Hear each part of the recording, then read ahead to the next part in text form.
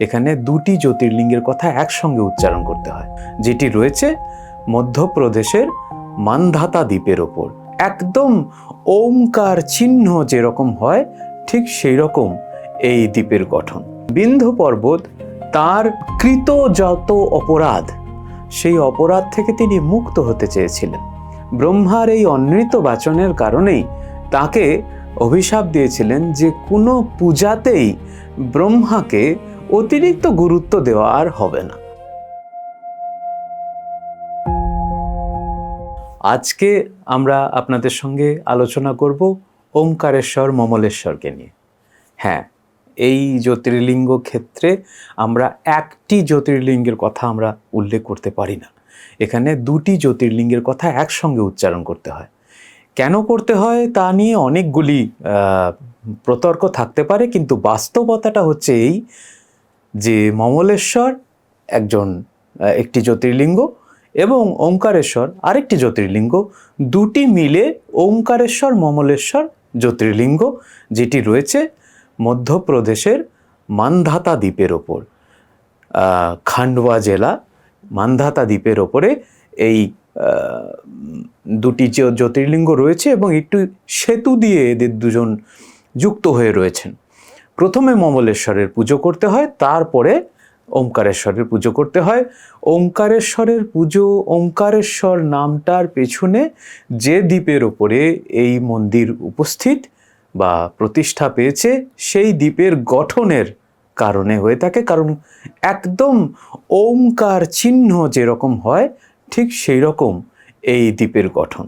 একটি কাহিনী হচ্ছে বিন্ধ্য পর্বতের কাছে, যেহেতু এটি বিন্ধ্য পর্বত তার কৃত যত অপরাধ, সেই অপরাধ থেকে তিনি মুক্ত হতে চেয়েছিলেন। তার জন্য তিনি একটি জ্যামিতিক গঠন তৈরি করেন, যেটাকে ওই দ্বীপ বলা যেতে পারে, এবং সেখানে তিনি একটি জ্যোতির্লিঙ্গ স্থাপন করে পূজা করতে থাকেন। এবং শিব এই যে বিশেষ জ্যামিতিক গঠন, এই গঠনে অত্যন্ত প্রীত হলেন এবং তিনি বিন্ধ্যকে তার সমস্ত অপরাধ থেকে মুক্ত করলেন। এইটা একটা।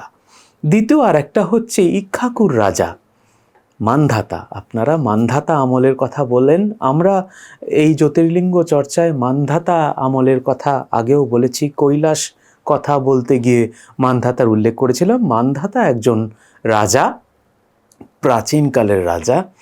তিনি তার সাধনা করেছিলেন এখানে, এবং এরকম কথিত আছে তিনি এই দ্বীপটিকে ওই বিশেষ একটি জ্যামিতিক আকারে নির্মাণ করে সেখানে তিনি সমুদ্রের যে বালিকণা, নদীর বালিকণা, এগুলো দিয়েই তিনি এই শিব মূর্তি স্থাপন করেছিলেন এবং তার সাধনায় প্রীত হয়ে সেখানে জ্যোতির্লিঙ্গ রূপে অবস্থান করছেন মহাদেব।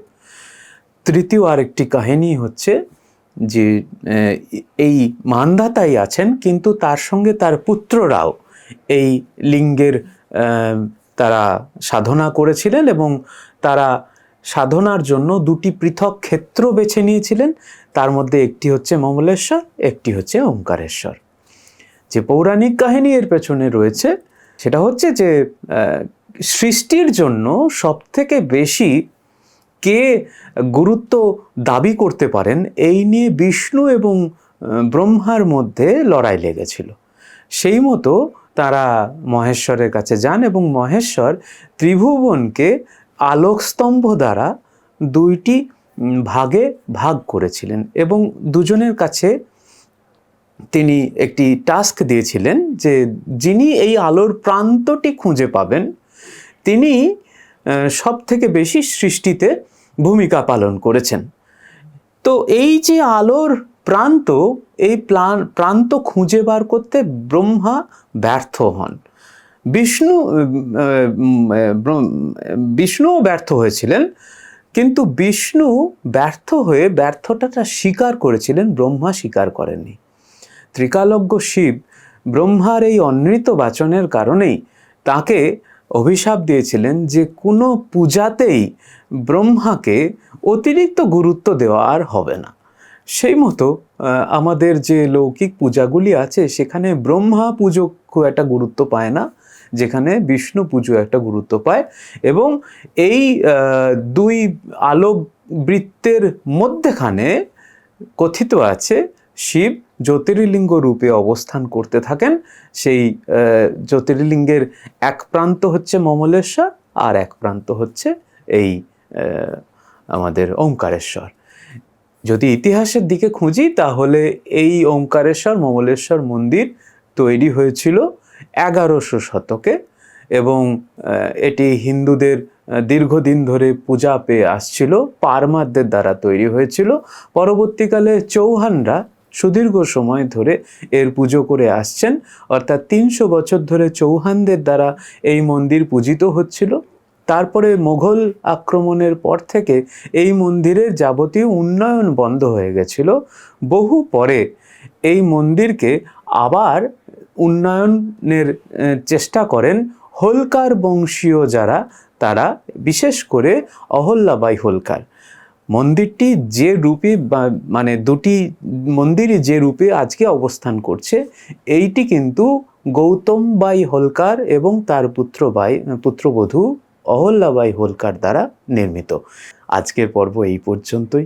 আবার একটা কোনো সামনের পর্বে আপনাদের সঙ্গে দেখা হবে। নমস্কার।